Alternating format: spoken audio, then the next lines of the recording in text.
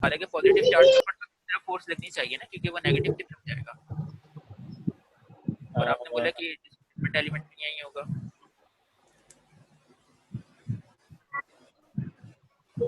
हाँ ठीक है। सर वैसे ही नेगेटिव में इसको नेगेटिव वाले को इधर जाना पड़ेगा, लेकिन आपने बोला नेगेटिव वाला इधर जाएगा, थोड़ी अच्छा कंफ्यूजन हो रही है। अच्छा अच्छा अच्छा ठीक है, ये आपने वीडियो से निकाला है? जी जी, ये आपकी वीडियो का स्क्रीनशॉट है। ठीक है ठीक है ठीक है, थैंक यू। ये मेरे ख्याल है ये थोड़ी सी मिस्टेक हो गई मुझे बताने में। आपकी बात दुरुस्त है कि अगर पॉजिटिव चार्ज अगर है तो उसको इलेक्ट्रिक फील्ड की डायरेक्शन में ही जाना चाहिए, और इलेक्ट्रिक जो नेगेटिव चार्ज है वो इलेक्ट्रिक फील्ड के ऑपोजिट डायरेक्शन में जाएगा। आई एग्री विद यू, दुरुस्त। चलें ठीक है। ठीक है, थैंक सर यू। आपने पॉइंट आउट किया है। सर एक क्वेश्चन और है। जी जी। सर यहाँ पे जो हमारे पास जब चार्ज रेस्ट में होता है तो उसके पास सिर्फ इलेक्ट्रिक फील्ड होती है, ठीक है। ठीक है, लेकिन जैसे ही वो मूव करने लग जाता है तो उसके पास मैग्नेटिक फील्ड भी आ जाती है। मतलब ठीक। मोशन में ऐसा क्या होता है उसके साथ कि उसके पास मैग्नेटिक फील्ड आ जाती है। मतलब इसकी ये तो समझ आ रहा है, ये इक्वेशन जो लिखी हुई है इससे समझ आ रहा है कि चार्ज मूविंग होगा तो फोर्स लगेगी, मैग्नेटिक फील्ड में होगा। ये तो मैथमेटिकल तो हम बता रहे हैं, लेकिन इसके पीछे की फिजिक्स क्या है कि एक चार्ज जब रेस्ट में होता है इलेक्ट्रिक फील्ड मूव करने लग जाएगा, मैग्नेटिक फील्ड भी आ जाएगी। हम्म, ठीक है। तो मतलब ये यही जानना चाह रहा हूँ इसके पीछे की फिजिक्स। सही है, इट्स गुड गुड क्वेश्चन। ये बहुत अच्छा सवाल है आपका। ये बेसिकली अगर आपको मैं थोड़ा सा बताऊं कि जब, जैसे कि आपने भी कहा कि जब चार्ज रेस्ट के ऊपर है तो फिर उसकी जो फील्ड है वो सिर्फ इलेक्ट्रिक फील्ड है, और जब वो मूव करता है तो फिर उसके साथ एक फील्ड और एसोसिएटेड हो जाती है, और उसको हम कह रहे हैं मैग्नेटिक फील्ड। और जी मैग्नेटिक फील्ड कहने की वजह भी ये है कि वो इलेक्ट्रिक फील्ड की जो प्रॉपर्टीज़ होती हैं वो बिल्कुल अलग हैं जो मैग्नेटिक फील्ड की प्रॉपर्टीज़ हैं। तो इसका मतलब ये हुआ कि अ,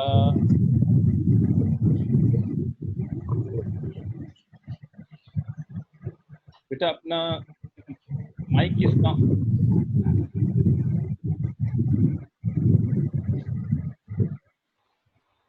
अच्छा ये नॉइज़ में मुझे आ रही है या आप लोगों को भी नॉइज़ आ रही है? मुझे भी आ रही है। जी। मुझे भी आ रही है सर मुझे भी आ रही है। ये किस चीज़ की है ये? सबको आ रही है सर ये मुनीर, किसी का माइक ऑन है I think. Yes. Munir Munir आपका माइक अपना सर बंद कीजिएगा शायद। मुझे भी आ रही है। ठीक है। अच्छा अब आप लोग अपना माइक बंद करें, फिर मैं चेक करूं कि ये मेरा ख्याल है कि आजकल इशू है जूम के ऊपर, बाज़ वक़्त हैक भी हो जाता है। हाँ अब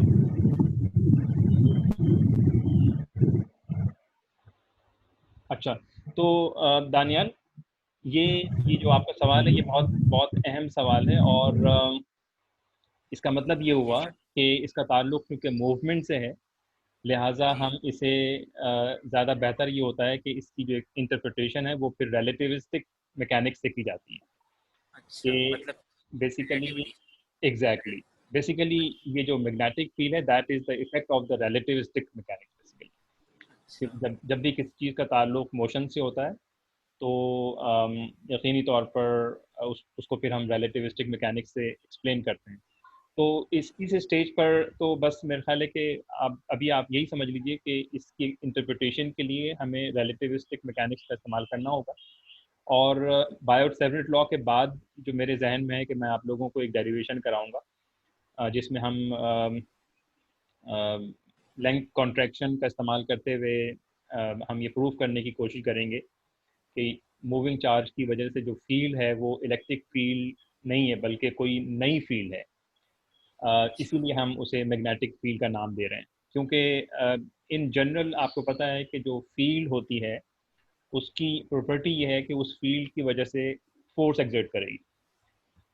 यानी मिसाल के तौर पर अगर आप ये देखें कि अर्थ की ग्रेविटेशनल फील्ड है, और उस अर्थ की ग्रेविटेशनल फील्ड में जब आप कोई मास लेके आते हैं तो फिर उसके ऊपर एक फोर्स एक्सर्ट होती है। इसका मतलब ये हुआ कि जहाँ पर भी आपके पास फील्ड होगी वहाँ पर फोर्स एक्सर्ट करेगा। अगर मिसाल के तौर पर ग्रेविटेशनल फील्ड है तो उसका जो फोर्स है वो मास के ऊपर होगा। और अगर इलेक्ट्रोस्टैटिक फील्ड है तो उसका इफेक्ट चार्ज के ऊपर होना चाहिए। तो और इसी तरह से अगर मैग्नेटिक फील्ड है तो उसका इफेक्ट किसी मैग्नेटिक पोल्स के ऊपर होना चाहिए, यानी नॉर्थ या साउथ। और इसके अलावा यानी मैग्नेटिक फील्ड की खास बात यह है कि ये सिर्फ नॉर्थ या साउथ पोल पर फोर्स एग्जर्ट नहीं करती, बल्कि ये चार्ज के ऊपर भी फोर्स एग्जर्ट करती है। बस शर्त ये है कि जैसा कि आप अपने ये अभी स्क्रीन मेरे सामने दिखाया हुआ है कि शर्त ये है कि ये वो चार्ज जो है उसकी कुछ वेलोसिटी होनी चाहिए। अगर जिस चार्ज पे फोर्स कैलकुलेट कर रहे हैं अगर वो रेस्ट में है तो मैग्नेटिक फील्ड उसके ऊपर फोर्स एग्जर्ट नहीं करेगी। तो ये चंद डिफरेंस है इलेक्ट्रिक फील्ड और मैग्नेटिक फील्ड की वजह से, क्योंकि आम तौर से जब ऑस्टेट ने एक्सपेरिमेंट अपना प्रेजेंट किया कि हम किसी चार्ज को मूव करवाएं तो उसके अराउंड एक नई फील्ड जनरेट हो जाती है। तो उसके ऊपर बहुत सारे क्वेश्चंस ये थे कि भाई इसको एक नई फील्ड क्यों कहा जा रहा है, ये तो हो सकता है कि ये इलेक्ट्रिक फील्ड हो। तो जिस तरह से एक एक चार्ज दूसरे चार्ज के ऊपर फोर्स एक्सर्ट करता है, तो उसने ये डेमोस्ट्रेट किया कि इलेक्ट्रिक फील्ड तो किसी स्टैटिक चार्ज के ऊपर भी फोर्स एक्सर्ट करता है, लेकिन ये वाली जो फील्ड है जो किसी मूविंग चार्ज की वजह से है, ये सिर्फ मूविंग चार्ज के ऊपर फोर्स एक्सर्ट कर रहा है। तो इस हवाले से इसकी जो एक्सप्लेनेशन है वो फिर रिलेटिविस्टिक मैकेनिक्स से ज़्यादा समझ में आती है। अभी तक हम जो इलेक्ट्रोस्टैटिक्स की बात कर रहे हैं या जो मैग्नेटोस्टैटिक्स की बात कर रहे हैं, इसमें हमने किसी भी जगह पर रिलेटिविस्टिक मैकेनिक्स का इस्तेमाल नहीं किया, इसलिए कि ज़रूरत भी नहीं थी।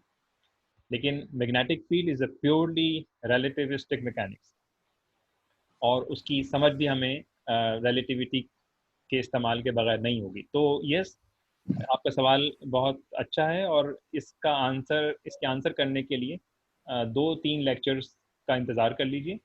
बायोट सेवरल लॉ के बाद जब हम मैग्नेटिक फोर्स की तरफ जाएंगे तो फिर हम आप लोगों को मेरे जहन में है कि मैं आप लोगों को कुछ डेरिवेशन इस तरह की करवाऊँ जिससे आपको अंदाज़ा हो कि ये जो फील्ड है ये बेसिकली इसका ओरिजिन क्या है।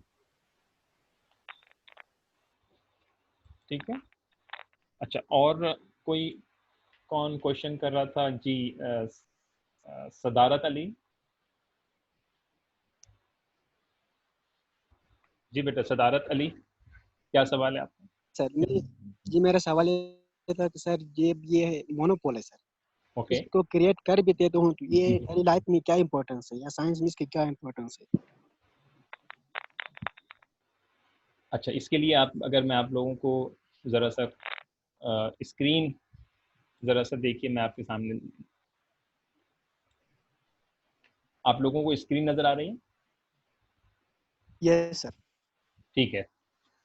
अच्छा, अब आप क्या पूछ रहे हैं कि यानी मिसाल के तौर पर इन जनरल तो हमारे सामने जब मैग्नेटिक पोल्स की बात करते हैं तो मैग्नेटिक पोल्स में हमेशा आपके पास 2 पोल्स होते हैं। यानी ये अगर मैं बार मैग्नेट बनाऊं, इसमें एक नॉर्थ होगा और दूसरा साउथ होगा। ठीक है। और मैग्नेटिक लाइन ऑफ फोर्सेस यहाँ से इवॉल्व होकर इस तरह से, सॉरी,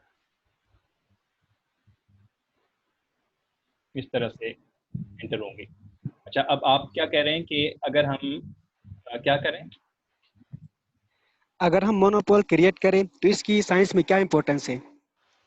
अच्छा, एक तो ये सवाल है कि अभी तक तो जैसा कि मैंने आपको बताया था कि मोनोपोल की डिस्कवरी नहीं है, लेकिन अगर आप कह रहे हैं कि अगर हो जाए तो कहाँ पे फर्क पड़ेगा, राइट? Yes sir. अच्छा, देखें, इसमें अगर थोड़ी देर के लिए फर्ज कर लीजिए कि अभी हमारे पास अ, ये ये जो फील्ड है ये डायपोल के फॉर्म में होती है, और अगर ये डायपोल ही है तो फिर इसकी एक प्रॉपर्टी है, और वो क्या प्रॉपर्टी है?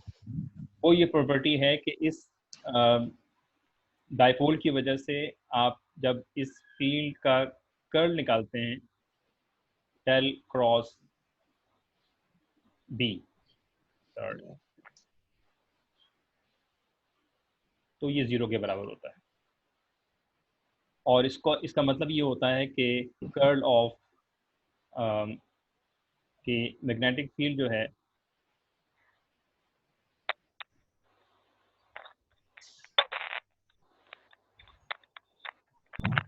is actually circulating।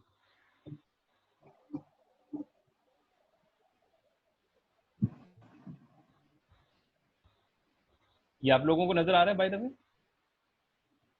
Yes sir, नजर आ रही है सर। ठीक है, Yes, sir. गुड। तो इस ये जो आपके पास है ये जो इक्वेशन लिखी है मैंने डेल क्रॉस बी, इसका मतलब ये होता है कि जो फील्ड है वो सर्कुलेटिंग है। यानी मैग्नेटिक फील्ड और इलेक्ट्रिक फील्ड में बहुत ज़्यादा फर्क ये है कि मैग्नेटिक फील्ड के केस में इसका जो कर्ल है वो 0 होता है, जबकि इलेक्ट्रिक फील्ड में ऐसा नहीं है। और इसके 0 होने की वजह से आप कहते हैं कि मैग्नेटिक फील्ड सर्कुलेटिंग फील्ड। तो एक तो ये है कि अगर आपकी बात मैं फर्ज कर लें कि मैं ये कहता हूँ कि लेट्स सपोज अगर आप सिर्फ नॉर्थ पोल हम किसी तरह से जनरेट कर लेते हैं, तो इसका मतलब ये हुआ कि हमारे पास ये जो इक्वेशन है ये फिर वायलेट कर जाएगी, क्योंकि मोनोपोल के लिए ये इक्वेशन कभी भी ये वाली इक्वेशन जो है ये वायलेट हो जाएगी। That would be absolutely not applicable. और इसकी वायलेशन से होगा क्या कि ये जहन में रहे कि ये जो इक्वेशन आपके सामने मैंने दिखाई है, ये जो 4 मैक्सवेल इक्वेशन है, जो 4 मैक्सवेल इक्वेशन हैं, 2 इलेक्ट्रोस्टैटिक से आती हैं और 2 मैग्नेटोस्टैटिक से आती हैं। तो ये जो del cross B is equals to 0 है, ये this is one of the Maxwell equation. और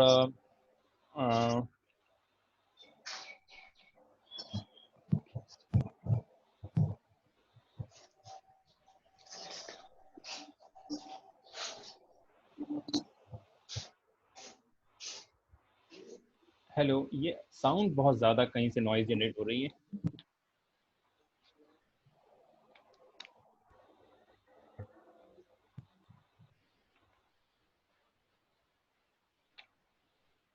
अच्छा, तो एक तो आप लोगों एक तो ये है कि ज़ाहिर है जो 4 मैक्सवेल इक्वेशन है उसकी मदद से हम इलेक्ट्रोमैग्नेटिक वेव्स की जो प्रोपेगेशन है उसको एक्सप्लेन करते हैं।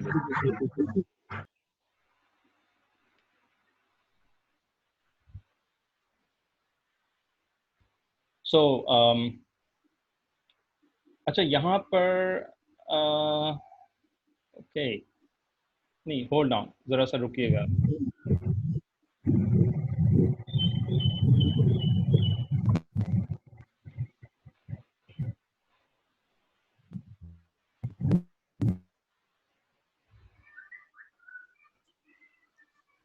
अच्छा, ये जो मैंने इक्वेशन लिखी है ये मेरा ख्याल है कि मैं आप लोगों को गलत लिख बता गया। ये सॉरी,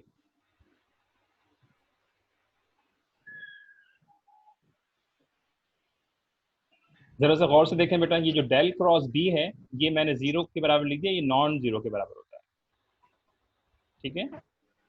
जबकि डेल डॉट बी जो है यानी जो डाइवर्जेंस है वो 0 के बराबर होगा।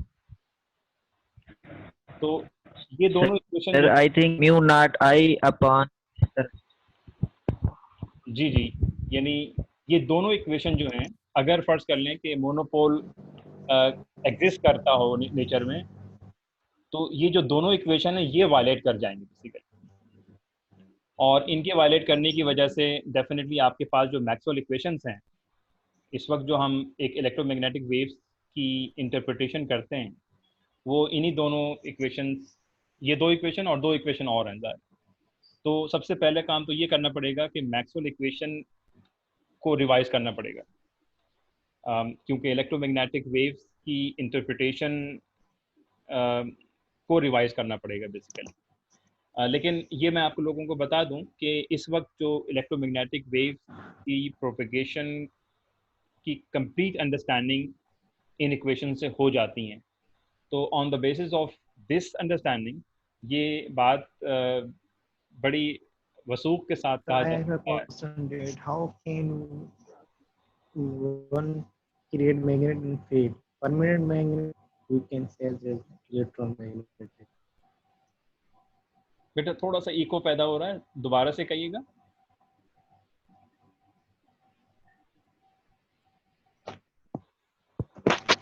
जी सदारत अली, आप I hope you get the point. Okay sir, clear. Okay, अच्छा अब उसके बाद नेक्स्ट क्वेश्चन किसने पूछा था, दोबारा से पूछिए, मुझे बात समझ में नहीं आई बेटा। शाबाश।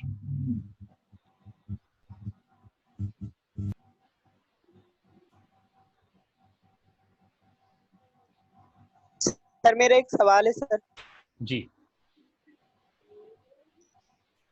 सर आपने इधर बताया, पहले तो सर हमें ये क्लियर कर दे, जो हम लोगों ने 4 डिफरेंशियल इक्वेशन जो मैक्सवेल्स की थी वो इंटीग्रल फॉर्म में हम लोगों ने पढ़ी है, डिफरेंशियल फॉर्म में नहीं पढ़ी। पहले तो सर वो जो डिफरेंशियल फॉर्म में जो आप बताना चाह रहे हैं वो एक मरतबा में बता दें, एक्सप्लेन कर दें, क्योंकि हम लोगों ने जो पढ़ी हुई है वो उसकी इंटीग्रल फॉर्म में पढ़ी हुई है, डिफरेंशियल में नहीं।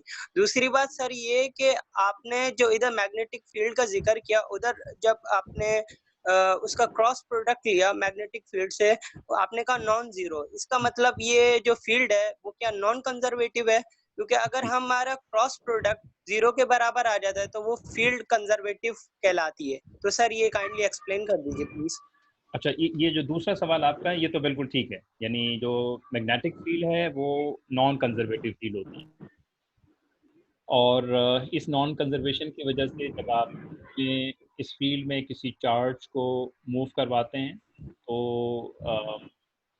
एक क्लोज लूप में जब वर्क डन कैलकुलेट करते हैं तो वो 0 के बराबर नहीं होता। इसी लिहाज से हम मैग्नेटिक फील्ड को नॉन कंजर्वेटिव फील्ड कहते हैं। तो ये बात आपकी दुरुस्त है। तो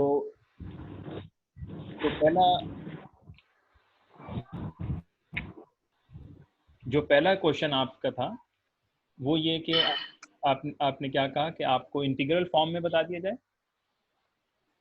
सर जो मैक्सवेल की 4 इक्वेशन है जो हम लोगों ने पढ़ी हुई है यूनिवर्सिटी फिजिक्स में या हेलिडे से, वो इंटीग्रल फॉर्म में पढ़ी हुई है, जबकि आपने इधर जिक्र किया डिफरेंशियल फॉर्म में भी वही इक्वेशंस हैं, लेकिन वो इंटीग्रल टू डिफरेंशियल या डिफरेंशियल टू इंटीग्रल जो वो है ना, हमें समझ में नहीं आ रहा है जब हम डिफरेंशियल फॉर्म में पढ़ते हैं वो इक्वेशन क्या कहलाती, कैसे है, क्योंकि इंटीग्रल में क्लोज इंटीग्रल भी आ जाता है वगैरह वगैरह। तो सर वो जो डिफरेंशियल फॉर्म में ना, उसमें अगर आप एक्सप्लेन कर दें वो 4 इक्वेशन को, तो क्योंकि हम ये मैग्नेटिक फील्ड का ये पूरा चलेगा तो हमें बहुत आसानी हो जाएगी वो बेसिक 4 इक्वेशन डिफरेंशियल फॉर्म में। अच्छा देखें, दो इक्वेशन तो हो जाती हैं इलेक्ट्रोस्टैटिक की वजह, यानी आप इलेक्ट्रोस्टैटिक में आप बेसिकली इलेक्ट्रोस्टैटिक से 2 इक्वेशंस आती हैं। इसमें आप कहते हैं कि एक इक्वेशन तो है सिंपल गॉसेस लॉ, इसमें डाइवर्जेंस ऑफ इलेक्ट्रिक फील्ड आप निकालते हैं which is equals to 4 epsilon naught. ठीक है, एक तो ये आपके पास।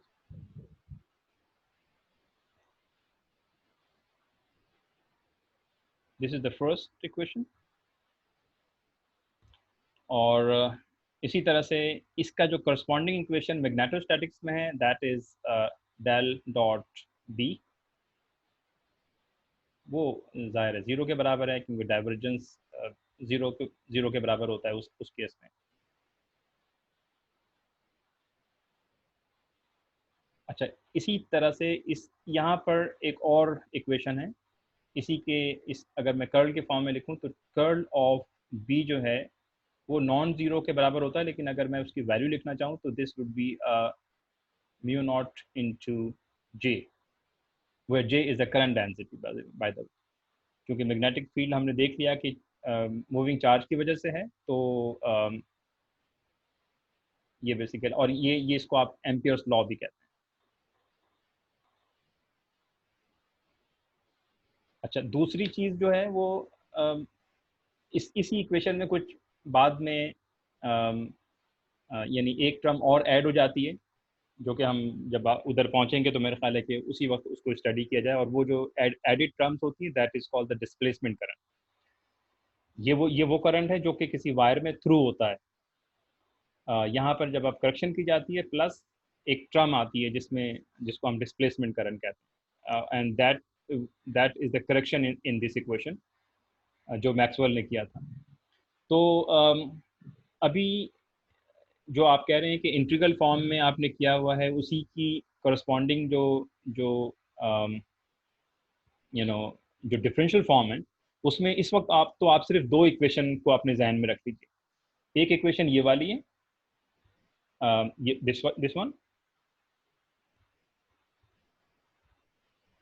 which comes from the electrostatics, और एक इक्वेशन ये है ये वाली which comes from magnetostatics।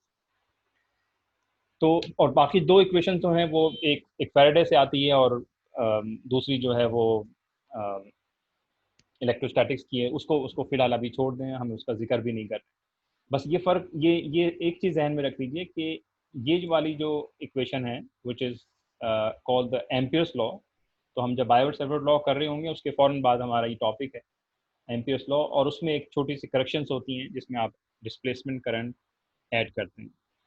तो so I mean so these are the four Maxwell equations, two from electrostatics और two from magnetostatics, और मैंने सिर्फ यहाँ पे आपको दो बता रहा हूँ।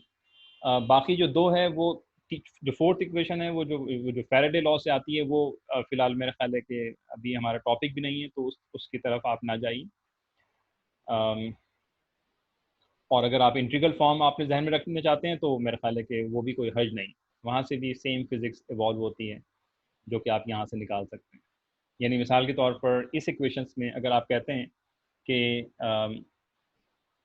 फॉर एग्जांपल ये आप कह रहे हैं ना कि जिस तरह आपने ही अभी जिक्र किया कि क्या ये नॉन कंजर्वेटिव होती है, बिकॉज द डेल क्रॉस जब भी किसी चीज़ का कर्ल एग्जिस्ट करता है तो वो नॉन कंजर्वेटिव हो जाती है। तो यस, आंसर इज यस। अच्छा, इसी चीज़ को जब आप इंटीग्रल फॉर्म में लिखेंगे तो वो किस तरह से होगा? वो यकीनन ये होगा कि क्लोज लूप में जब आप इसको सॉल्व करेंगे किसी भी for example B dot D L, तो जाहिर है उसको भी ज़ीरो के बराबर होना चाहिए, सॉरी नॉन ज़ीरो के बराबर होना चाहिए। तो इंटरप्रिटेशन दोनों के केस में एक ही है। अगर आप इंटीग्रल फॉर्म में कंफर्ट हैं जो कि आप कह रहे हैं कि हेलिडे रेसनिक में आपने किया हुआ है, तो फिर आप इंटीग्रल फॉर्म यूज़ कर लीजिए, और अगर आप डिफरेंशियल फॉर्म में कंफर्ट हैं तो फिर आप डिफरेंशियल फॉर्म यूज़ कर लीजिए। दोनों का एक ही मामला है, और इस जगह से इस जगह पे ट्रांसफ़र होने के लिए, यानी मिसाल के तौर पर आप यहाँ से यहाँ पर जाने के लिए या यहाँ से वापस आने के लिए एक या तो आप स्टोक्स थ्योरम का इस्तेमाल करेंगे या फिर डाइवर्जेंस थ्योरम का इस्तेमाल करेंगे, और इससे ज़्यादा इसमें कोई फ़र्क नहीं है।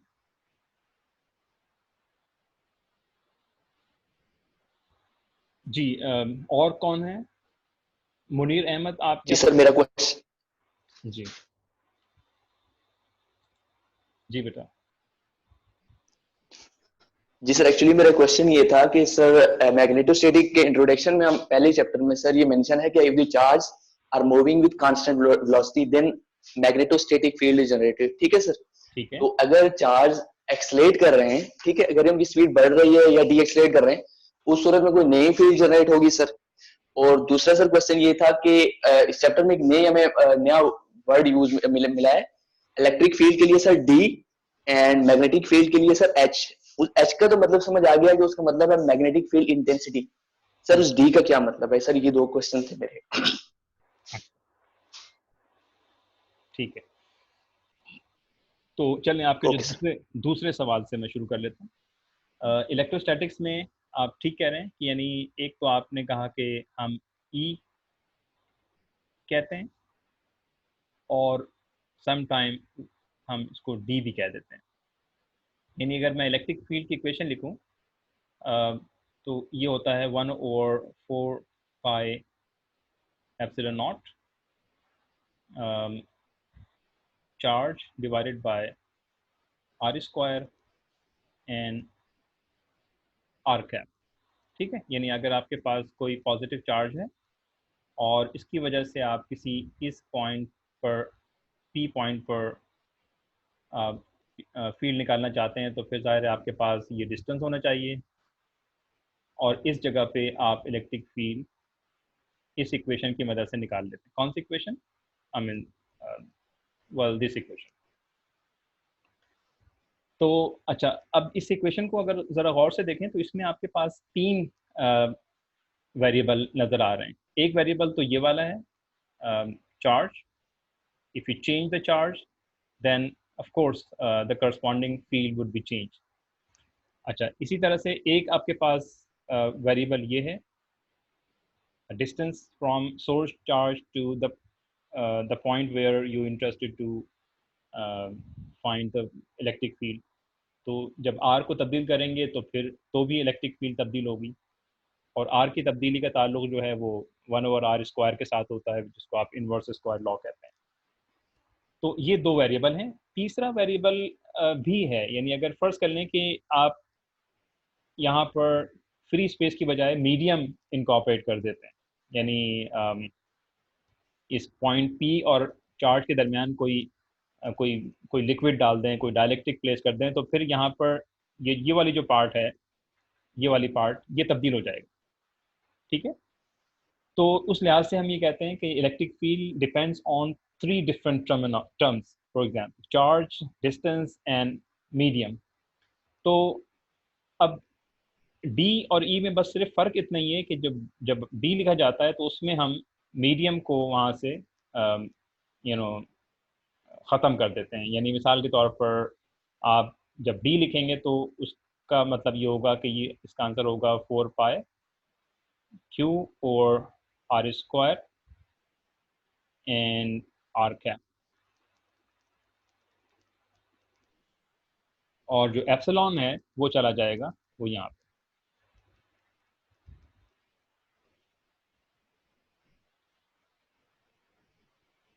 और ये पूरे का पूरा जो है वो E के बराबर हो जाएगा। So E can be written as epsilon into D। तो इसका मतलब ये हुआ कि आपके पास एक ऐसा फार्मूला आ गया जिसमें आपने मीडियम की डिपेंडेंसी को ख़त्म कर दिया। तो अब यहाँ पे मैं ये कह सकता हूँ कि जो इलेक्ट्रिक फील्ड है, electric field depends on medium, well E depends on medium, जबकि well medium, charge and distance, well D depends on only charge and distance. तो बस ये फ़र्क है E और D के अंदर। अच्छा, बिल्कुल इसी तरह से अगर हम मैग्नेटोस्टैटिक की बात करें तो मैग्नेटोस्टैटिक में भी 2 चीज़ें हैं, यानी आपके पास आप उसको B कहते हैं,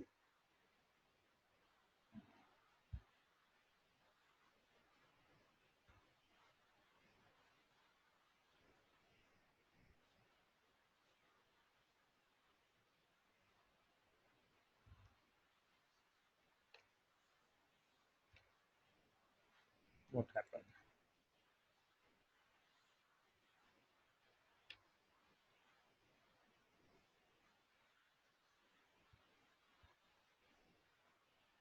एक आपके पास B है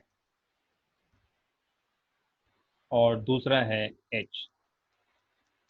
अब बिल्कुल उसी तरह की मीडियम डिपेंडेंसी यहाँ पर भी है। यहाँ पर भी मीडियम यानी जो मैग्नेटिक फील्ड है वो मीडियम पे डिपेंड करता है, बिल्कुल उसी तरह से जिस तरह से इलेक्ट्रोस्टैटिक्स में डिपेंड करता है। बस फ़र्क ये है कि जो इलेक्ट्रोस्टैटिक्स में जो मीडियम है वो डाइलेक्ट्रिक है, यानी उसको आप इंसुलेटर भी कहते हैं, और मैग्नेटिक फील्ड के अंदर जो मीडियम है वो डाइलेक्ट्रिक नहीं होता, बल्कि वो मैग्नेटिक मटेरियल हो सकता है। मिसाल के तौर पर ऐसा मटेरियल जो किसी फील्ड में मैग्नेटाइज्ड हो जाए।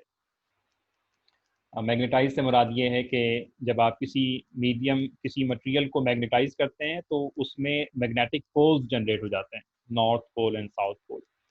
और इलेक्ट्रिक फील्ड में जब आप उसको किसी मीडियम को रखते हैं और अगर उसका इफेक्ट नज़र आता है तो वहाँ पर वो मैग्नेटाइज नहीं होता, बल्कि वहाँ पर वो पोलराइज्ड होता है। तो ये थोड़ा सा फ़र्क है इलेक्ट्रोस्टैटिक के मीडियम में और मैग्नेटोस्टैटिक के मीडियम में। तो अब अगर मैं फर्ज कर लें कि मैं बिल्कुल इलेक्ट्रिक फील्ड की तरह से यहाँ पर भी जब मैं ये लिख रहा हूँ कि बी और एच, तो जब हम एच लिखेंगे तो एच डिपेंड्स ऑन मीडियम, और मीडियम की यहाँ पर जो करस्पॉन्डिंग नोटेशन है वो परमेबिलिटी होती है। It depends on current, it depends on distance from current to the point, जबकि जो बी है वो डिपेंड करता है करंट और distance from current to the point जहाँ पर आप मैग्नेटिक फील्ड निकालना चाहते हैं। तो अभी तक मैं आप लोगों को जो मैग्नेटिक फील्ड में मैंने जो इंट्रोडक्शन आपको दिया था, वहाँ पे सिर्फ और सिर्फ आपको मैंने ये बताया हुआ है कि हमने सिर्फ और सिर्फ मेरा ख्याल है इस बी का जिक्र किया है, लेकिन जब हम बायोट-सावर्ट लॉ सॉल्व करेंगे तो हमारा जो फोकस होगा वो हम एच की बात करेंगे, क्योंकि हम मीडियम डिपेंडेंसी वहाँ पर ऑपरेट करेंगे। और जब मीडियम डिपेंडेंसी नहीं डालना चाहेंगे तो फिर we prefer to go with B instead of H. तो बस यही फ़र्क है बी और एच में और ई और डी के अंदर। सर मेरा एक सवाल है। जी, कौन पहले बताइए, नाम बताइए। कौसाइन। सर मेरा जी, कौसाइन। कौसाइन, जी बेटा। सर जैसा आपने बताया कि मैग्नेटिक फील्ड के अंदर जब हम कोई भी मटेरियल को रखते हैं तो वो मैग्नेटाइज हो जाता है, मतलब कि नॉर्थ एंड साउथ पोल बनते हैं। तो ठीक है। सर वहाँ पर मैग्नेटिक फील्ड स्ट्रेंथ बढ़ती है या फिर सिर्फ वही मैग्नेटिक फील्ड रहती है? यानी मीडियम की बात कर रहे हैं? यानी ये सर आपने कहा ना कि मीडियम हम मैग्नेटिक फील्ड के दरमियान में रखते हैं तो वहाँ पर नॉर्थ एंड साउथ पोल बन जाते हैं मीडियम के रखने पर। ठीक है। तो सर वहाँ पर मैग्नेटिक स्ट्रेंथ बढ़ती है या फिर वैसे ही रहती है? मतलब मैग्नेटिक स्ट्रेंथ का इसमें ताल्लुक है? हाँ हाँ, बिल्कुल बिल्कुल। यानी ये अगर मैं चलें इलेक्ट्रोस्टैटिक की तरफ जाते हैं, फर्ज कर लें कि आपके पास एक प्लेट है, से फॉर एग्जांपल प्लस आपने चार्ज कर दिया, दूसरी प्लेट है जो कि नेगेटिव चार्ज कर दिया है। अब यहाँ पर जो जो फील्ड है वो ई के बराबर है, ठीक है, ठीक, कोई भी होगी वैल्यू। अब आप ये चाहते हैं कि मैं यहाँ पे कोई मीडियम रख दूँ, और मीडियम ऐसा होना चाहिए जो डायलेक्ट्रिक हो। जब आप मीडियम रखेंगे तो मीडियम इस फील्ड के अंदर पोलराइज हो जाएगा, और उस पोलराइज होने की वजह से इसकी अपनी एक इंटरनल फील्ड जनरेट हो जाएगी। इस प्लेट की फील्ड की डायरेक्शन ये वाली है, और ये जो पोलराइज्ड हुआ है इसकी फील्ड इस बाहर की फील्ड के ऑपोजिट डायरेक्शन में, और वो कुछ भी हो सकती है। फर्ज कर लें कि मैं उसको ई नॉट कह देता हूँ। अब जो टोटल इलेक्ट्रिक फील्ड है बिटवीन दीज प्लेट्स वो कम हो जाएगी, क्योंकि जो नेट फील्ड निकलेगी वो आप कर निकालेंगे ई माइनस ई नॉट करके, यानी फील्ड कम हो गई, ठीक है। और फील्ड कम होने की वजह से आपको पता है कि फिर कैपेसिटेंस बढ़ जाती है, क्योंकि उसका ताल्लुक फिर इन्वर्सली प्रोपोर्शनल है। बिल्कुल इसी तरह से अगर आपके पास कोई मैग्नेटिक मटेरियल होगा, यानी फॉर एग्जांपल नॉर्थ पोल है और इसकी इस तरफ कोई साउथ पोल है, और आप यहाँ पे कोई और मैग्नेट रखते हैं जिसमें ये साउथ है और ये नॉर्थ है, तो आप ही जानते हैं कि ये आपस में अट्रैक्ट करेगा, और यहाँ पे मैग्नेटिक फील्ड की वजह से अट्रैक्शन होगी। अब ये हो सकता है कि यहाँ पे आप कोई मीडियम रख दें उठाकर। तो मैंने कहा कि ये जो मीडियम है, ये जो आपने कैपेसिटर के अंदर जो मीडियम रखा था वो यहाँ पे नहीं रखेंगे, क्योंकि जो जो डायलेक्ट्रिक है वो मैग्नेटिक फील्ड के अंदर उसके ऊपर कोई इफेक्ट नहीं होता। तो यहाँ पर जो मीडियम है वो बेसिकली मैग्नेटिक मटेरियल होते हैं जो कि ट्रांजिशन एलिमेंट कहलाते हैं। अगर पीरियोडिक टेबल में आप ऐसे मटेरियल देखें जिसका एंड अप डी के ऊपर होता है, D element, right. For example cobalt, iron, manganese, इस कॉपर फॉर एग्जांपल इस तरह के। तो ये ऐसे मटेरियल जब आप प्लेस करेंगे इस मीडियम में, तो फिर आपके पास ये जो मीडियम है ये पोलराइज नहीं होगा, बल्कि इसको हम कहेंगे this will be magnetised. Electrostatic में क्या हो रहा है, इलेक्ट्रोस्टैटिक में ये पोलराइज्ड होते हैं, dielectric will be polarised, however magnetic material will be magnetised. अब सिलसिला दोनों में ये, यहाँ पर डायरेक्ट्रिक आपने रखा तो टोटल फील्ड डिक्रीज हो गई। यहाँ पर जब आप मैग्नेटिक मटेरियल रखेंगे और वो मैग्नेटाइज हो जाएगा, तो यहाँ पर भी इन दोनों पोल्स के दरमियान फील्ड पहले के मुकाबले में डिक्रीज हो जाएगी। सो इन जनरल मीडियम का जो इफेक्ट है वो फील्ड को मिनिमाइज करता है, और उस मिनिमाइजेशन के नतीजे में इलेक्ट्रोस्टैटिक फील्ड के अंदर कैपेसिटेंस बढ़ जाती है, और यहाँ पर मैग्नेटिक फील्ड के अंदर कैपेसिटेंस तो नहीं होती, लेकिन फील्ड बहरहाल डिक्रीज हो जाती है। So in short, whenever you place some medium in between the field becomes minimized. ठीक है सर। अच्छा सर मैंने आपसे जी सर ये टेम्परेचर जो इलेक्ट्रॉन है मूव होते हैं किसी भी सब्सटेंस से, तो उनका थर्मल टेम्परेचर इंक्रीज होता है।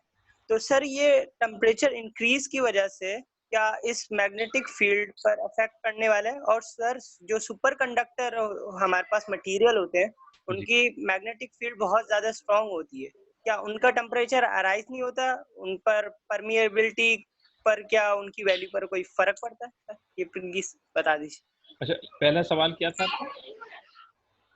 सर पहला सवाल ये है कि इलेक्ट्रॉन के मूवमेंट की वजह से मैग्नेटिक फील्ड अराइज होती है, ठीक है सर?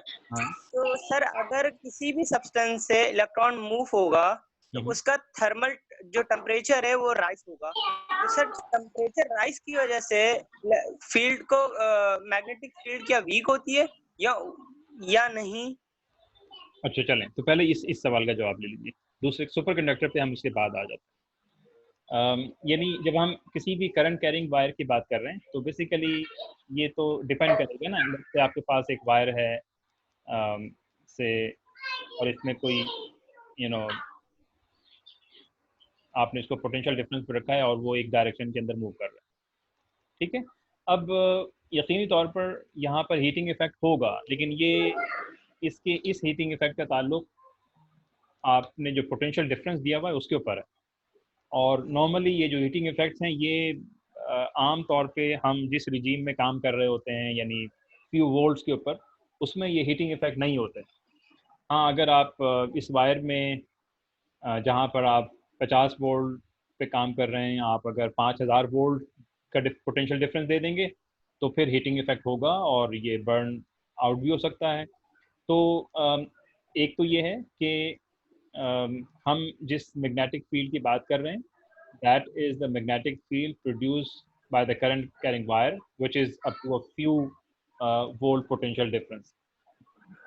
अब अगर पोटेंशियल डिफरेंस बढ़ाकर उसे वहाँ पर हीटिंग प्रोड्यूस हो रही है because of the movement of electron in a resistance, तो फिर जाहिर है उस हीटिंग की वजह से उसकी रेजिस्टेंस बढ़ेगी और जिसकी वजह से करंट कम हो जाएगा, और करंट कम होने की वजह से मैग्नेटिक फील्ड कम हो जाएगी। तो magnetic field depends on current. अब अगर करंट किसी वजह से आप कह रहे हैं कि हीटिंग इफेक्ट की वजह से करंट कम होगा, तो फिर जाहिर है मैग्नेटिक फील्ड के ऊपर इफेक्ट इस तरह पड़ेगा कि मैग्नेटिक फील्ड कम हो जाएगी। आप करंट की वैल्यू बढ़ा देंगे तो फिर ज़ाहिर है मैग्नेटिक फील्ड की वैल्यू बढ़ जाएगी। लेकिन ये जहन में रहे कि हम जिस ये जो हीटिंग इफेक्ट है किसी कंडक्टिंग करंट कैरिंग वायर में, that is abnormal in electric circuit.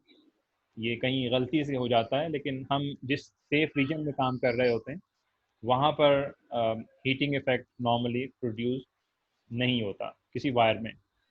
अगर कोई रेजिस्टेंस है या कैपेसिटेंस है उसमें प्रोड्यूस हो सकता है, लेकिन हम जिस मैग्नेटिक फील्ड की बात कर रहे हैं that is produced because of the only current carrying wire, not through the resistors और एनी डिवाइसेस। चार्ज किसी डिवाइस के अंदर भी, मिसाल के तौर पर डायोड के अंदर भी चार्ज मूव करेगा, और चार्ज जब मूव करेगा तो मैग्नेटिक फील्ड होगी। लेकिन हम अब इस मैग्नेटोस्टैटिक के अंदर हमारा जो काम है वो सिर्फ और सिर्फ ये है कि just to determine the intensity of the magnetic field because of the steady state current, और वो करंट इतना है कि वहाँ पर हीटिंग इफेक्ट अमूमी तौर पर नहीं होता। दूसरा सवाल आपका ये है कि सुपर कंडक्टर, तो super conductor is not a magnetic material. Well, magnetic material की तो डिफरेंट काइंड्स होती हैं, टाइप्स होती हैं। मिसाल के तौर पर सबसे पहला इसकी काइंड है जिसको हम फेरोमैग्नेटिक कहते हैं। दूसरी इसकी टाइप्स है जिसको पैरामैग्नेटिक कहा जाता है। तीसरी टाइप इसकी है जिसको डायमैग्नेटिक कहा जाता है। तो ये वो मटेरियल हैं जिन्हें परमानेंट मैग्नेट कहते हैं। जिस तरह से मैंने लेक्चर में भी जिक्र किया था कि आपके पास अगर परमानेंट मैग्नेट है तो वहाँ तो करंट फ्लो कराने का सवाल ही पैदा नहीं होता। वो तो इंटरनल उसके अंदर चार्ज की मोशन है जिसकी वजह से वो परमानेंट मैग्नेट बना हुआ है। सो जो सुपर कंडक्टर है वो भी परमानेंट मैग्नेट है, that is not electromagnet bye the वे। और अगर परमानेंट मैग्नेट है तो ज़ाहिर है उसकी फील्ड होगी और कांस्टेंट होगी। You can not change the magnitude of the intensity magnetic field, you can not switch off an on magnetic field. तो परमानेंट मैग्नेट की जिस तरह जो जो डिसएडवांटेज हैं वो उनमें से ये है मिसाल के तौर पर। लेकिन ये जहन में रहे कि इस वक्त हम जिस चैप्टर्स में हैं या हमारा जो कोर्स है इसमें हम इलेक्ट्रोमैग्नेट की बात कर रहे हैं। तो जो फैराडे लॉ या बायोट-सेवर्ट लॉ या एम्पियर लॉ, ये सारे के सारे वो लॉज हैं जो कि इलेक्ट्रोमैग्नेट के ऊपर अप्लाई करते हैं, because these field depends and strongly depends on the current, magnitude of the current. तो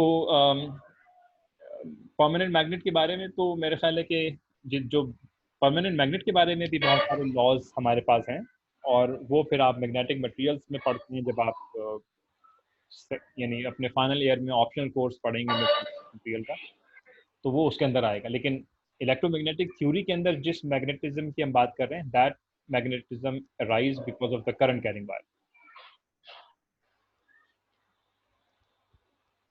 जी ओके सर, मेरा आपसे क्वेश्चन था कि अगर जिस तरह के मेंशन है सर मैग्नेटोस्टैटिक चैप्टर के इंट्रोडक्शन में कि if the charge are moving with constant velocity then magnetostatic field is generated, तो सर अगर ये चार्ज एक्सेलरेट कर रहे हैं कंटिन्यूली या डी एक्सेलरेट करेंगे तो फिर क्या होगा? फिर कोई और फील्ड जनरेट होगी क्या सर? ओके ठीक है, आप बिल्कुल सही है। ये बिल्कुल एग्जैक्टली यानी इस वक्त जो हमारा चैप्टर हम जिसमें हैं उसमें हम बात कर रहे हैं मैग्नेटोस्टैटिक। नाम से आप देख रहे हैं कि that is the magnetic field because of some static source.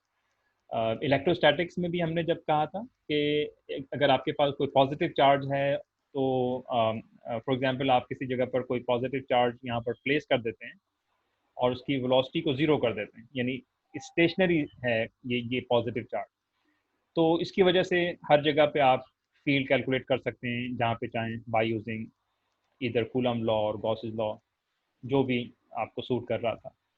लेकिन ये चार्ज ज़ाहिर है ज़रूरी नहीं है कि ये ज़ीरो हो, जैसा कि करंट कैरिंग वायर के अंदर है, या फिर ये चार्ज इटसेल्फ किसी स्पेस के अंदर भी मूव कर सकता है किसी वेलोसिटी के साथ। तो अब अगर ये मूव करेगा तो भी इसकी इलेक्ट्रिक फील्ड होगी, लेकिन वो फील्ड जो है वो थोड़ी सी मुख्तलिफ होगी। यानी अगर इसको मैं इलेक्ट्रोस्टैटिक फील्ड कह रहा हूँ, this is called electrostatic field.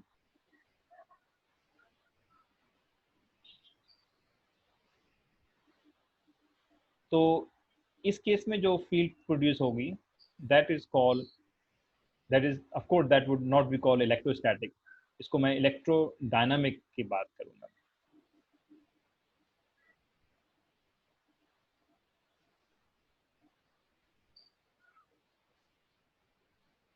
बिल्कुल इसी तरह से अगर आपके पास कोई चार्ज है और वो स्टेडी स्टेट में मूव कर रहा है, यानी स्टेडी स्टेट से मुराद है कि करंट जो है, करंट का जो टाइम डेरिवेटिव है वो 0 के बराबर है, ये वाला, that is called the steady state current. So if you have a steady state current, so that steady state current produces magnetostatic field.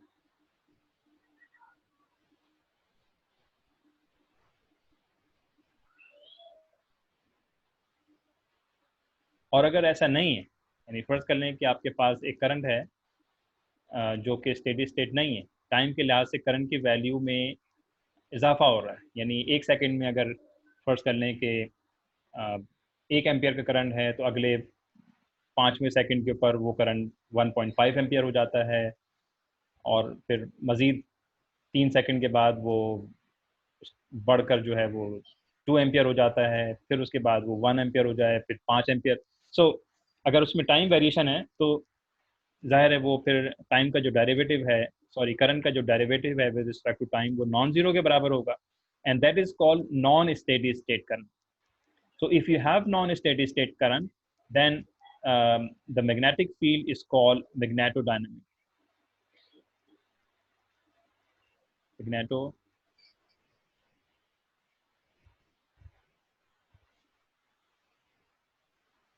तो ये फ़र्क है मैग्नेटोस्टैटिक्स में और मैग्नेटोडायनामिक्स में, और इलेक्ट्रोस्टैटिक्स और इलेक्ट्रोडायनामिक्स में. तो पिछले चैप्टर में इलेक्ट्रिक फील्ड में हमारा सारा का सारा फोकस इलेक्ट्रोस्टैटिक्स में था, और इस चैप्टर इस सेक्शन में हमारा फोकस होगा मैग्नेटोस्टैटिक्स में. मैग्नेटोडायनामिक्स और इलेक्ट्रोडायनामिक्स ये एक बहुत इंपॉर्टेंट टॉपिक है जो बहरहाल इस कोर्स का हिस्सा नहीं है. ये इलेक्ट्रोमैग्नेटिक थ्योरी का एडवांस कोर्स है जो मेरे ख्याल है कि या तो ऑप्शन कोर्स में होगा या फिर MS लेवल पे ऑफर किया जाता है. तो वो फील्ड जो है उस और इस फील्ड में थोड़ा सा फ़र्क है, ज़ाहिर है, यानी वहाँ पे रिलेटिविस्टिक मैकेनिक्स का इस्तेमाल होगा और कैलकुलेशंस में थोड़ा बहुत फ़र्क पड़ जाएगा. लेकिन जो बुनियादी कैरेक्टरिस्टिक है, यानी डाइवर्जेंस ऑफ इलेक्ट्रिक फील्ड और कर्ल ऑफ इलेक्ट्रिक फील्ड का जो कंसेप्ट मैग्नेटोस्टैटिक्स में है, वो तो ज़ाहिर है वो तो सेम वही, वो तो उस पर कोई फ़र्क नहीं पड़ेगा ज़ाहिर. ठीक है बेटा.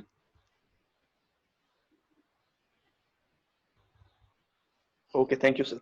Okay, welcome. और कोई सवाल आपकी तरफ से स्टूडेंट? सर आपको मेरी आवाज आ रही है? जी बेटा, कौन, नाम बताइए. अस्मा नसीम. जी जी बताइए. सर हमारे अर्थ के, मैंने ये रीड किया था कि अर्थ के अलावा सन और मून पे भी मैग्नेटिक फील्ड पाई जाती है. ठीक है. सर अर्थ में तो मैग्नेटिक फील्ड इसलिए होती है कि इसमें 3 कोर होते हैं, जिसमें से दूसरा कोर जो लिक्विड कोर और हॉट कोर, इनकी वजह से मैग्नेटिक फील्ड प्रोड्यूस होता है.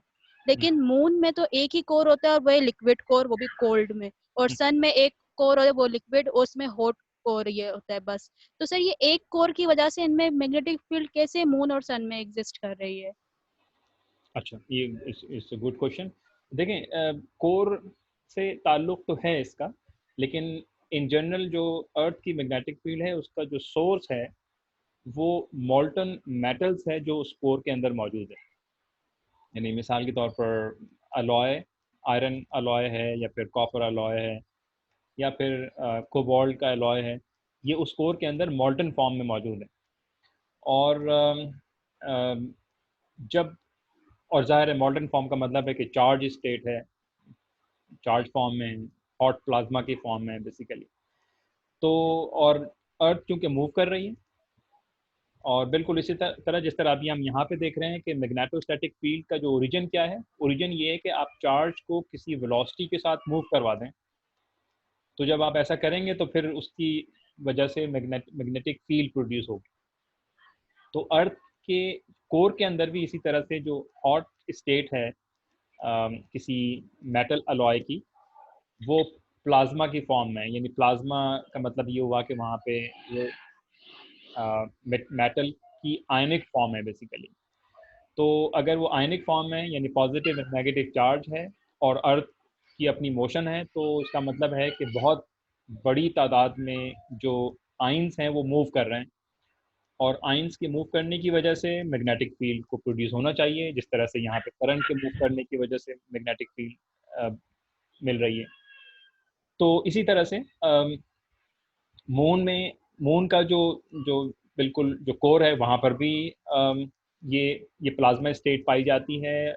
सन का जो कोर है वहाँ पर भी प्लाज्मा स्टेट है, बल्कि सन में तो कोर की बजाय क्या पूरे का पूरा ही एक प्लाज्मा एग्जिस्ट करता है वहाँ पर।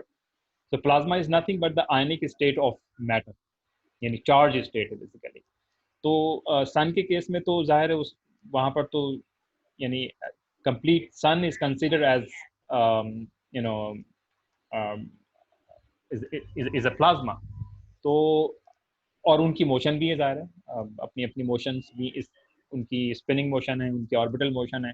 तो the core itself does not depends to produce field. Basically इसका जो सोर्स है वो प्लाज्मा स्टेट है जो कि उस कोर के अंदर मौजूद है। इसी तरह से कोई भी प्लैनेट है या कोई भी स्टार्स हैं, अगर वहाँ पर ये प्लाज्मा स्टेट होगी तो फिर उसकी करस्पॉन्डिंग मैग्नेटिक फील्ड होनी चाहिए। तो इस लिहाज से मून की भी अपनी है, वीक है, बहुत ज़्यादा वीक है सन अर्थ के मुकाबले में। सन की मैग्नेटिक फील्ड ज़्यादा स्ट्रॉन्ग है, क्योंकि ज़ाहिर है सन तो पूरे का पूरा एक प्लाज्मा स्टेट है, चार्ज है, और चार्ज की अपनी एक मोशन है, तो उसकी वजह से फील्ड प्रोड्यूस हो रही है और होनी चाहिए। तो दैट वुड एक्सपेक्टेड। सर जैसे अभी आपने कहा कि मून पे वीक मैग्नेटिक फील्ड होती है, लेकिन इसमें ये बात लिखी हुई थी कि मून में जो है डाइपोलर मैग्नेटिक फील्ड नहीं होती, मतलब इसमें मोनोपोल की वजह से मैग्नेटिक फील्ड होती है। सर एक पोल से कैसे मैग्नेटिक फील्ड प्रोड्यूस हो गई, ये बात समझ नहीं आई। नहीं देखिए, कहाँ पे पढ़ा है आपने? सर ये गूगल पर। असल में ये जो मोनोपोल का जो कंसेप्ट है ये स्टिल अंडर डिबेट्स है। यानी ये डिस्कवरी तो हुई नहीं अभी तक, जाहिर है, और डिस्कवरी ज़रूरी नहीं है कि वो अर्थ के ऊपर हो, क्योंकि ये एक यूनिवर्सल फिनोमेना है। अगर मोनोपोल एग्जिस्ट करेंगे तो वो फिर अर्थ के ऊपर भी करना चाहिए, उनको सन पे भी करना चाहिए, और उनको मून के ऊपर भी करना चाहिए। तो इंटरनेट के ऊपर बहुत ज़्यादा इसके ऊपर इस वक्त डिबेट्स हैं, हर एक का अपना अपना आर्गुमेंट है। लेकिन इन जनरल बात यह है कि जब भी इस वक्त यानी जो साइंटिफिक अंडरस्टैंडिंग ये है कि जब भी मैग्नेटिक फील्ड होगी वो मून पर हो या सन पर हो या अर्थ के ऊपर हो, उसका जो सोर्स है वो डाइपोल होगा, और वो जो डाइपोल की जो फॉर्मेशन है वो उस चार्ज की वजह से होगा जो चार्ज उसके ऊपर मूव कर रहा है। तो ये कहना दुरुस्त नहीं है कि मून के ऊपर जो मैग्नेटिक फील्ड है वो मोनोपोल की वजह से है। Monopole does not exist at all. ये रिसर्च टॉपिक ज़रूर है, इसके ऊपर लोग काम भी कर रहे हैं, लेकिन ये अभी फ़िलहाल मैं ये कह सकता हूँ कि ये क़यास आराई है कि वो मोनोपोल की वजह से है।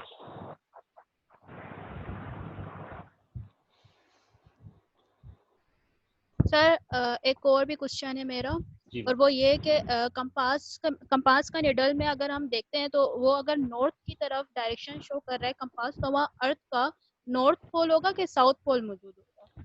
नहीं, वो अर्थ का जो ज्योग्राफिक पोल होगा वो साउथ होगा। बेसिकली दो पोल्स होते हैं ना, एक तो हमारी जो हमने ज्योग्राफिकली उसको डिफाइन किया हुआ है नॉर्थ एंड साउथ, और जो मैग्नेटिक पोल्स हैं वो बिल्कुल उसके उलट है।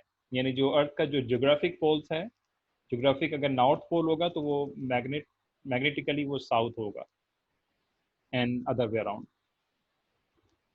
ये आपस में रिवर्स। Hello sir. आयरन में भी ऐसे होगा, मतलब जो हम मैग्नेटिक पोल का जो मतलब हम साउथ दे रहे हैं तो आयरन का वो नॉर्थ पोल बन जाएगा, मतलब क्रिएट हो जाएगा। नहीं, आयरन का किस तरह से? यानी आपके पास आयरन है तो जिस तरह बार मैग्नेट, हमारे पास कोई भी मैग्नेट का टुकड़ा है हमारे पास, हाँ तो उसमें 2 पोल होते हैं सर, एक नॉर्थ होता है, एक साउथ होता है। ठीक है।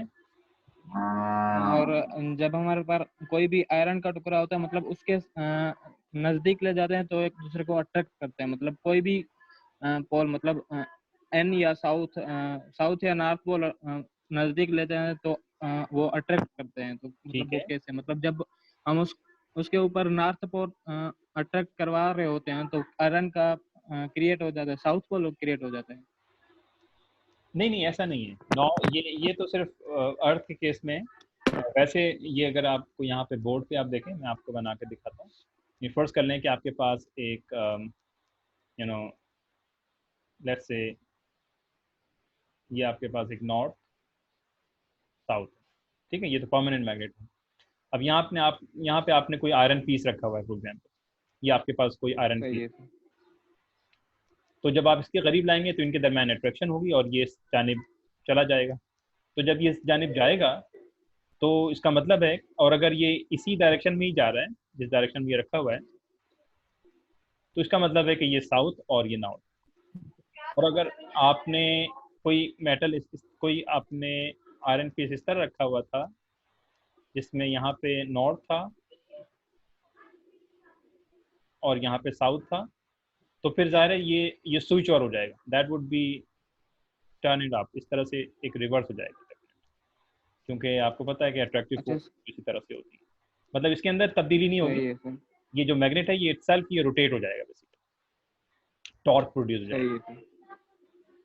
अच्छा सर, आयरन टू आयरन मतलब मैग्नेटिक फील्ड पैदा होती है, मतलब कोई भी आयरन का टुकड़ा ले लें, जैसे कोई एक पेज छोटा सा ले लिया, हाँ तो हाँ, हम उसे उसके नज़दीक ले जाते हैं तो वो भी इस आयरन के साथ मतलब अटैच हो जाता है। ठीक है। तो आयरन, इसमें मतलब मैग्नेटिक फील्ड। हाँ, आयरन आयरन इटसेल्फ तो मैग्नेट नहीं होता, लेकिन वो किसी मैग्नेटिक फील्ड में रखने से वो मैग्नेटाइज हो जाता है, एक टेम्पररी मैग्नेट बन जाता है। तो अच्छा यानी दो आयरन के पीसीस को आपस में आप एक दूसरों के करीब ले जाएं तो वो आपस में अट्रैक्ट नहीं करेंगे, ठीक है ना? जी ऐसा सर। ऐसा तो नहीं होगा ना कि वो आपस में अट्रैक्ट करना शुरू हो जाए। तो लेकिन हाँ किसी, नहीं सर, कभी कभार।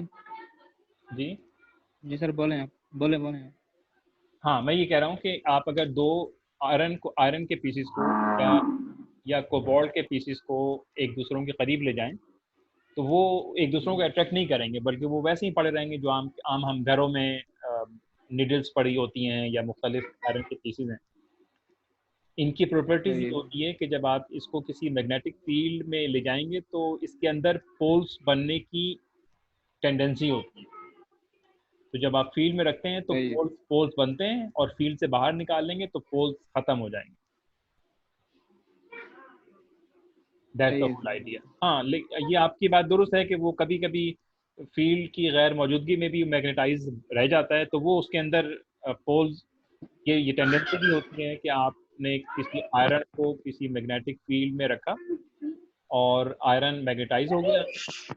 अब आप मैग्नेट वहाँ से हटा दें तो फिर इसके हटाने के बावजूद भी आयरन कुछ देर तक मैग्नेट रहता है, यस, तो उसके अंदर वो मैग्नेटिक पोल्स सरवाइव करते हैं, लेकिन टेम्परेचर के साथ और बहुत सारी और वजूहत हैं जिसकी वजह से कुछ घंटों के बाद वो दोबारा से न्यूट्रल हो जाता है। तो जो आयरन और कोबाल्ट और कॉपर हैं, ये इनकी टेंडेंसी होती है ये कि मैग्नेट बन जाते हैं अगर आप इसको किसी मैग्नेट में प्लेस कर दें। सही है सर, मगर ये स्टील के साथ अटैच नहीं, मतलब स्टील को अट्रैक्ट नहीं करता, क्यों सर?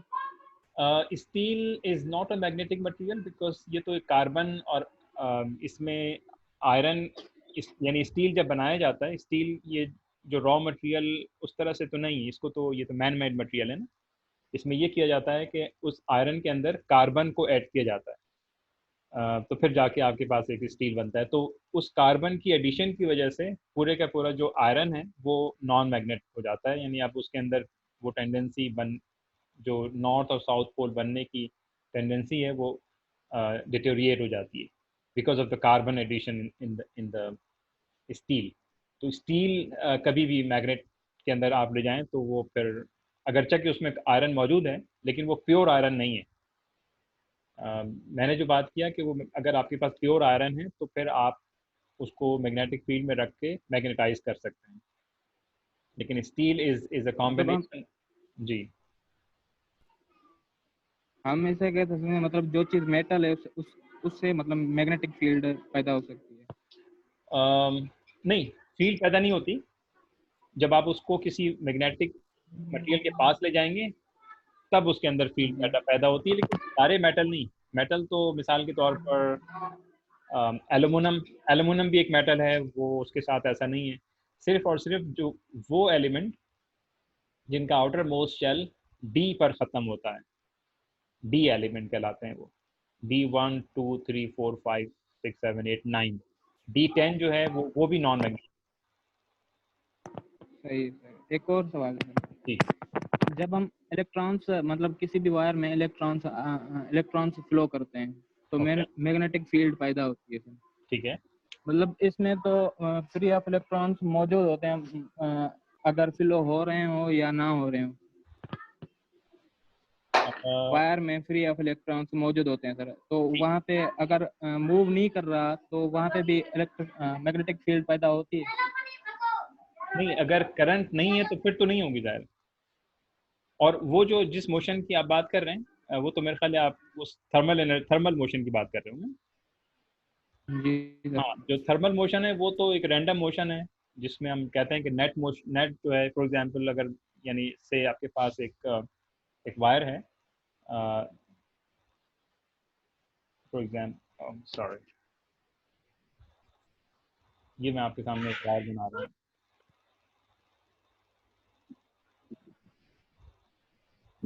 ये let's suppose it's a piece of wire. तो यहाँ पर जो इलेक्ट्रॉन है, अगर आप इसको पोटेंशियल डिफरेंस नहीं देंगे तो ये इलेक्ट्रॉन अगर इधर जा रहा होगा तो फिर अगला वाला इलेक्ट्रॉन जो है वो इधर जा रहा होगा, तो ये एक रैंडम मोशन है, तो एवरेज मोशन 0 के बराबर होती है। तो उसकी वजह से एवरेज जो जो मैग्नेटिक फील्ड होगी वो भी 0 के बराबर हो जाएगी। तो बात आपकी इस हद तक सही है कि जो थर्मली यानी मूवमेंट ऑफ द चार्ज की वजह से जो मैग्नेटिक फील्ड को होना चाहिए, तो बात आपकी दुरुस्त है कि मैग्नेटिक फील्ड होती है, लेकिन चूंकि उसका नेट मूवमेंट इफेक्ट 0 हो जाता है तो जाहिर है बाहर मैग्नेटिक फील्ड भी 0 हो जाएगा। हाँ, अब इसमें क्या करते हैं कि आप अगर इसको किसी पोटेंशियल डिफरेंस पे दे दें, फॉर एग्जांपल ये पोटेंशियल डिफरेंस आपने दिया, तो फिर सारे के सारे जो नेगेटिव चार्ज हैं वो सारे एक ही डायरेक्शन में जाएंगे, ऐसा ही है। तो जब एक ही डायरेक्शन में जाएंगे तो फिर आपके पास एक नेट करंट डिफाइन हो जाएगा, और उसकी वजह से फिर आप कोई बी आप निकाल सकते हैं, उसकी कुछ ना कुछ वैल्यू होगी डेफिनेटली। सही है सर। ठीक है, thank you sir. Okay, thank you sir. जी बेटा, और कोई क्वेश्चन?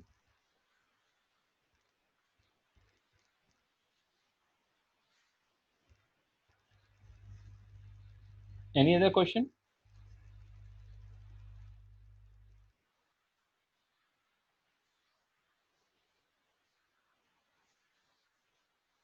अच्छा चलें, और अगर कोई क्वेश्चन नहीं है तो मेरे ख्याल है कि मेरी अभी एक और क्लास है, तो मैं यहाँ से फिर लीव कर रहा हूँ।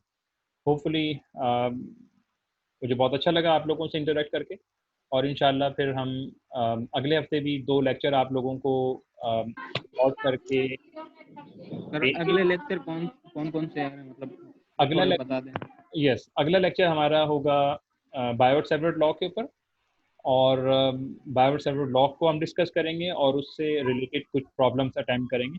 तो उस लिहाज से हमारा 2 लेक्चर उस पर कवर हो जाएगा। तो इंशाल्लाह मंडे या ट्यूसडे 2-3 दिनों में मैं 2 लेक्चर आपको दूंगा, और इसी तरह से सैटरडे को मेरे ख्याल है कि अगर आप लोग को सूट करेगा तो फिर हम एक इस लाइव सेशन अपने पिछले लेक्चर के ऊपर कर लेंगे। ठीक है, सही है। तो अगर आपको मज़ीद कोई सवाल नहीं है तो फिर मैं लीव करूँ यहाँ से? सर मेरी तरफ से तो नहीं है, पता नहीं चलें, दोस्तों से। तो चलें, ठीक है, ओके सर, फाइन। ओके, अल्लाह हाफिज़। अल्लाह हाफिज़। अल्लाह हाफिज़। अल्लाह हाफिज़ सर। अल्लाह हाफिज़।